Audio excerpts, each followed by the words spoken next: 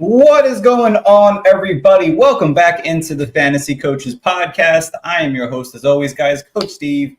We have another fantastic episode for you guys today. We are talking Week 2 Waiver Wire. Monday Night Football is almost here. Obviously, the biggest news of the night is CMC is inactive for this game, dealing with that ankle/Achilles or calf/Achilles injury here. Hopefully, you're able to pick up Jordan Mason. So if you're listening live right now, hopefully you're able to go out there and scoop him up if he wasn't already scooped up off your waiver wire. Definitely a major blow to a lot of fantasy managers who may have had him in your starting lineup. Thankfully, I didn't have him anywhere, but I definitely didn't do as well as I wanted to in week 1. But if you're panicking after a poor week 1, don't. Week 1 is always unpredictable for fantasy football. There's times where the weirdest names ever are at the top of the list in terms of positional finishes. And then some of your star players are wide receiver 60 on the week here. Anything's possible. Anything can possibly happen here. So don't overreact. Give your team another week to kind of readjust. Allow the NFL teams to readjust to what happened after week 1 and then really make a decision into week 2. But if you're looking to make some moves now, we will talk about this day. So it's going to be a quick episode, guys. So if you're listening live, if you're listening afterwards, we should be in and out within the next 20 minutes. Tonight it's just me, no Coach Tyler. He'll be back on Thursday for our Start and Sit show, 6 p.m. Eastern time. So tune in till there. If you have fantasy questions, I'm more than happy to help you guys out. So let's get started here. All right, injuries from week 1. Obviously, the big injury from Friday Night Football, Jordan Love, MCL sprain. Was graded between a grade 1 and grade 2 sprain here, which kind of means basically he could be out from anywhere between 3 and 6 weeks. I know we're 2 weeks down, but the positive outcome from the coaching staff seeming like he's not going to go on IR. So that's a very positive news out of that. If it was an injury that was going to take a month, he likely would have been probably put on IR at this point. That the fact that maybe he misses a week, maybe he misses 2 weeks, and he's able to potentially come back into week 4. Shows a great sign for him. Obviously, it's definitely going to bring down this whole Packers offense with Malik Willis already slated to start week 2. So Jordan Love is obviously going to be on the bench for a little bit. Malik Willis, mobile quarterback, doesn't really have a nice arm to his game there, but probably isn't going to be able to move this offense very well, unfortunately. It definitely brings everyone down. It definitely means you could see more carries out of the backfield for guys like Josh Jacobs, or Emmanuel Wilson, who had looked actually pretty good on limited touches last week here, or Marshawn Lloyd if he's ready to go for week 2. Jordan Addison, ankle injury. It doesn't seem to be as severe as it may have shown at the time of game time, but there's a potential him to potentially miss a game here or so, but he doesn't seem to be a long-term injury situation. David Njoku, ankle injury, is a real high possibility that it is a high ankle sprain, which would probably put him out for at least 4 to 6 weeks there. That's the typical turnaround time for high ankle sprain, likely more towards the 6 weeks, which would be a major blow for this Browns offense here, who don't really have much in terms of talent nor health-wise at the tight end position here, although that has not been officially announced yet, so hopefully we're hoping for the best for David Njoku. A major one here, obviously, is Puka Nacua, knee injury. That's something that he was battling already this preseason and then came into this game looking okay and decent, and then obviously re-hurt that injury on Sunday Night Football here. He is going on the IR for now. It didn't seem like it was going to be a season-ending injury, but you can expect him to miss at least the next 3 weeks here, and then we'll see and reevaluate, obviously the team will, and see, it's saying now it's actually saying it's 4+ weeks. So we'll have to see on Puka. Some early replacements for him that we'll talk about, but Demarcus Robinson, and pretty obvious replacement for Puka. You're looking at a guy like Tyler Johnson, who kind of stepped up this past week here, which was really interesting. So he's another guy that might take some more targets in this offense, but this just screams Cooper Kupp as a guy who is going to see probably 10+ targets every single week moving forward right now. Rookie Roma Dunze, Bears wide receiver, knee injury. He is week to week. Didn't see exactly what happened with that situation there, but week to week is a encouraging thing after reports early on was very nervous about his initial prognosis. So good thing for Roma Dunze, but there's a chance that he misses week 2. And then finally, Jake Ferguson, another MCL sprain we have to deal with here. He will miss some time, likely similar to Jordan Love here. He's probably going to miss 3 to 4 weeks. and you're not going to have the Dallas Cowboys tight end for a while. Luke Schoonmaker, last year's rookie pick, likely will bump up into the starting lineup, which gives him a big boost in fantasy value because we know Dak Prescott loves to throw to his tight ends. But yeah, some noticeable names after week one. The injury bug is hitting us very big. All right. So heading over to our waiver wire segment for the night, guys. We'll start with the quarterback situation. And the way we like to do it, we talk about some quarterbacks that might be in that 60-40%, some guys that are under the 40% range. And then those people who are listening for us for dynasty reasons, I will give a couple players on and off here and there that I find reasonable, that's worth maybe potentially picking up. So under the 40%, because there's no one really in that 60-40% range this week, are worth talking about at this time. Again, you might find like a Jaden Daniels out there still potentially if maybe he wasn't a drafted guy. But again, more than likely he's probably over that 60% mark.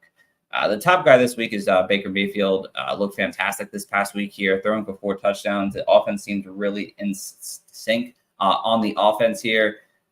He plays the Lions next week. Again, the Lions have a good secondary. We kind of showed that last week, but Matthew Stafford was able to throw for over 300 yards in that game here. So Baker and an offense that seems healthy and ready to go. A really good waiver wire pickup this week. Someone that if you're looking for a quarterback now, it's high priority kind of thing. 15 to 20% kind of budget thing. If you're really looking for a quarterback, Matthew Stafford, also a little bit of a cheaper quarterback to get.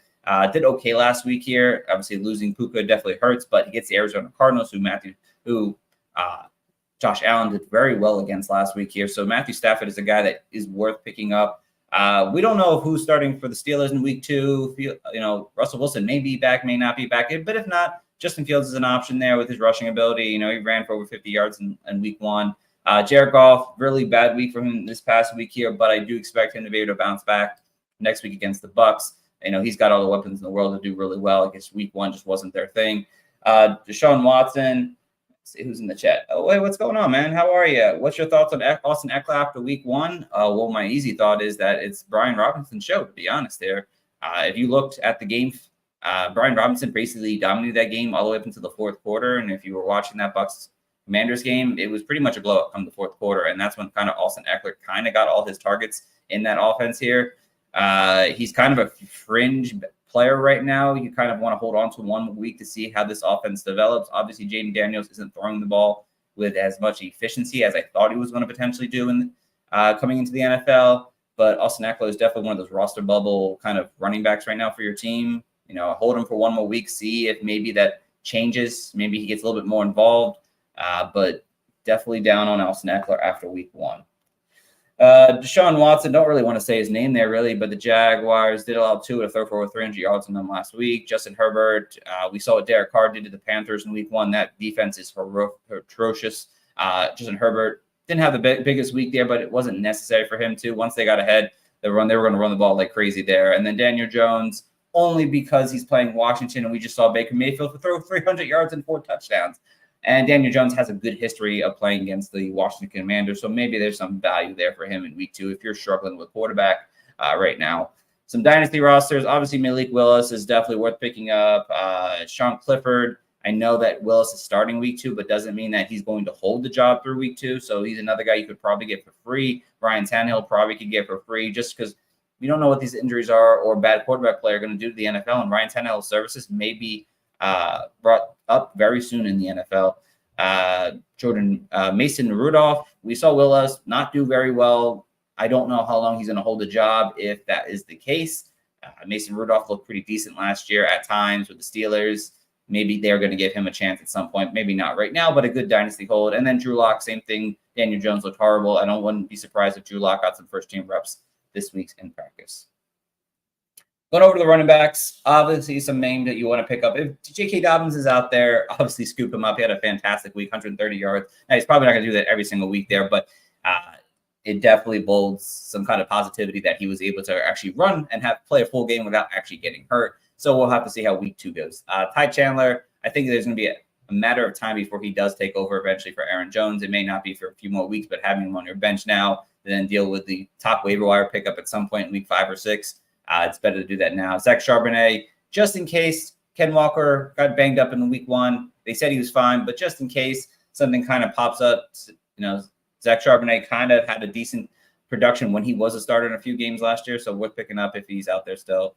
Some of the guys that are probably more available, obviously Jordan Mason should probably be picked up. If you didn't pick him up tonight already going into this 49ers-Jets game, he should definitely be picked up. It's one of those weird waiver wire pickups that you could probably get right now and take advantage of before the week's over. So if you can, if you're listening live, definitely go and do that and hold on to him just in case we don't know what's going on with the CMC situation here. But if you're listening after, if he plays well enough, pick him up. Some other guys, Alexander Madison out-snapped Zamir White last week. It was mostly to do with his passing volume. It would be really interesting if he continues to have a role in the passing game here. They're going to be behind in a lot of games here, which will allow Madison to maybe get the field a little bit more. Zamir White did not really look that good. He also fumbled the ball once. We could be seeing Alexander Madison kind of take over. Jamal Williams had a touchdown. I threw him on the list because what happens to, if something happens to Alvin Kamara, you have there. Bucky Irving got 60 yards late in the game there. He ran really well. He actually had more rushing yards than Rashad White, so maybe there's more value there. Justice Hill, again, he was a PPR guy on Thursday Night Football. If you're in a PPR league, might be worth picking up to see what happens there. Another question in the chat, what about DeAndre Swift? Well, with DeAndre Swift, the good thing is that he played majority of the snaps. That's the one good thing here. I mean, this team kind of just fell apart, unfortunately, early on. Obviously, the Titans got off to a little bit of a lead here, and the run game kind of disappeared. And again, the whole offense was not good in week one. Again, I didn't really have high hopes for DeAndre Swift on this Bears team here, but hopefully they can kind of bounce back in week two. You can get back to establishing the run. He was the majority snap guy out of the backfield, so his role is probably pretty much secure. We just hope there's better production down the line. But again, I'm not banking on DeAndre Swift having a resurgence to his career. He's going to be that, high-end RB3 that hopefully has more PPR value than what he showed us in week one. Tank Bigsby had 12 carries in this past game here, looked much better as a rusher than Travis Etienne. We'll see if his value goes up continuously. The coaching staff did say they wanted to use Tank Bigsby a little bit more in the offense, so we obviously got to see that. Emmanuel Wilson had 40 yards rushing. If they end up running the ball more, he could be very valuable. Jalen McLaughlin obviously outsnapped Javonte Williams in this game here, and he actually had more work in the passing game. So the running back there in Denver, it could easily interchange, and McLaughlin could actually have himself an opportunity. And Braylon Allen tonight, if something happens, obviously at Priest Hall, hopefully not, or if Braylon Allen actually shows some value in this Jets 49ers game, he'll be worth a pickup. And then some deep dynasty rosters. Ty Johnson, he did get banged up, but he had some role in the passing game for the Buffalo Bills. Ronnie Rivers, he looks like he's the backup right now. Blake Corum didn't play at all, really. I'm not really sure what that is. That's another Sean McVay situation, but Ronnie Rivers could be worth just picking up just in case. So over to the wide receivers. Obviously, guys like Jacoby Myers, Jerry Jeudy, Rashard Rashid. Again, not really filled to pick mostly any of those guys up per se, but they have a little bit more value than most of the guys we're going to talk about here on the 40% guy. I mean, Myers was okay. He had a pretty good connection with Gardner Minshew. Jerry Jeudy caught a touchdown. Kadarius Toney signed there today, so that will be interesting. But he had a touchdown. Rashard Rashid, big playability, very boom or bust wide receiver. But again, those guys are not really too thrilled to want to go after, but they're out there. They might be worth picking up as a bench guy, if you need someone to kind of give you a floor maybe. The guys under the 40% mark right now that are widely available. Didn't mean to put Rashard Rashid in there 2 times, but he's in there 2 times. Alec Pierce, big game at Alec Pierce, over 100 yards. Not saying he's going to do that every week. Not saying he's ever going to do that again. He could be really much one of those week one guys, but if you're wanting to add him at the end of your bench and you have the roster space to see maybe if his connection with Anthony Richardson, that big arm that he has and his ability to get downfield, it may be something, but more than likely it's probably not. Brandon Cooks, he caught a touchdown week one. Hopefully that passing offense for the Cowboys gets a little bit better. Jalen McMillan, third wide receiver on the Bucs. Usually don't talk about third wide receivers that often, but McMillan played a high percentage of snaps, over 80% of the snaps. He ran a lot of 3 wide receiver sets here. He only had 3 targets, but he did catch a touchdown, and he probably could have almost had another one had he not dropped it.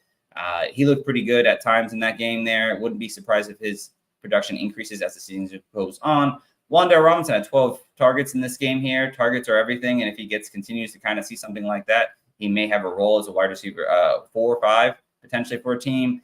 Tyler Johnson, out of nowhere, who a guy I've liked when he was first coming into the league here, he had a pretty solid game filling in for Puka.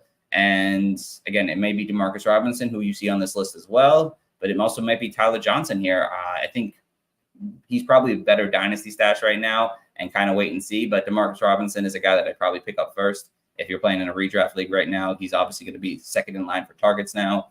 Joshua Palmer's still a guy willing to take my shot on.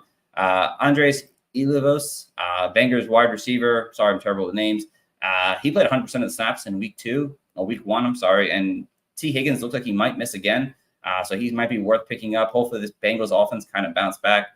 Greg Dulcich led this, was first on this team in terms of wide receiver targets. And he did pretty decent with those targets as well. He's going to be playing in the slot here.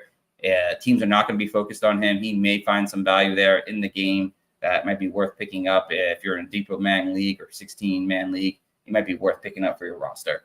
And some dynasty guys like Greg Dulcich might be on there. But Devon Vaviel, Broncos rookie undrafted wide receiver, had 8 targets for 8 catches in this game here. He was heavily involved in this game here for the Denver Broncos. Now, they didn't really have anyone that shined that well, but Vail looked, he got the opportunity, and opportunity is everything when it comes to these wide receivers in an offense that doesn't have a true wide receiver one outside of Cortland Sutton. You could say that. He may be someone worth picking up in Dynasty. And again, same thing like Tyler Johnson will probably be out there in Dynasty leagues that you could pick up and see what happens with that that Rams offense. And last but not least, tight ends. Pat Freiermuth, if he's out there, he's the guy that I'm picking up. He didn't have the biggest week, 4 catches for 24 yards, but he's still worth picking up. He still has a long season ahead of him. He's still going to be the number 2 target guy there in Pittsburgh for the time being. Obviously, the biggest guy everyone wants to know about is Isaiah Likely, who had a monster game, 9 receptions, over 100 yards, and a touchdown. He could have almost had 2 touchdowns had he caught that touchdown. Really close. But should you be going after him? Well, if you have Jake Ferguson, if you had David Njoku, if you didn't have a top-tier tight end, you might want to go get this guy on your team there. I know he's not going to do that every single week, but they talked about this offseason about using more 2 tight end sets in the offense, and they did such that. He was used a lot on the field here. You obviously know that the Ravens don't really have a solid receiving core outside of Zay Flowers. So Zay likely is going to see the field a lot more. Now, it may not be 100 yards every single week, but he may be a valuable option to use on a week-to-week basis if you need him. Only time will tell. Juwan Johnson caught a touchdown, but I'm not overly thrilled with him because Foster Moreau, if you see in the Dynasty roster side here, actually had more production and played more snaps. Kobe Parkinson looked decent. He had a few catches there, 40 yards. He may be someone, that is worth going after instead as the cheaper option because the Rams lost somebody and they need someone to fill in those targets. So he may be a potential person to pick up. Tucker Kraft dominated snap count over Luke Musgrave here, had a couple catches there. You probably don't like him right now because of Malik Willis, but he may be like a safety blanket over the middle of the field that if he continues to see this tight end 1 role, it may be there for him. Theo Johnson led all Giants tight ends in snaps, and he was the only one that actually did some sort of production. He's a receiving kind of tight end. He may be worth something at some point down the season as he grows. I already talked about Luke Schoonmaker, but he's a sneaky guy. Again, Dallas loves to use their tight ends, and people are going to be going for the Isaiah Likely's, which they absolutely should. But if you don't think you're going to have a chance for him, go get Luke Schoonmaker and see what happens because Dak Prescott loves to throw to tight ends, I'm telling you, and especially in the red zone. And Tyler Conklin, if he has a decent game tonight with Aaron Rodgers, he definitely jumps up my list a little bit there. No, this isn't a list order or anything, but he definitely jumps up into like the number 2 option to go and pick up for terms of tight ends outside of Isaiah Likely. So, but yeah. That is going to be everything tonight, guys. I told you it was going to be a really quick episode, under 20 minutes here. Hopefully you guys enjoyed it. Oh, we have another question in the chat. What about Dallas Goedert? Dallas Goedert was fine. He got targets in the game.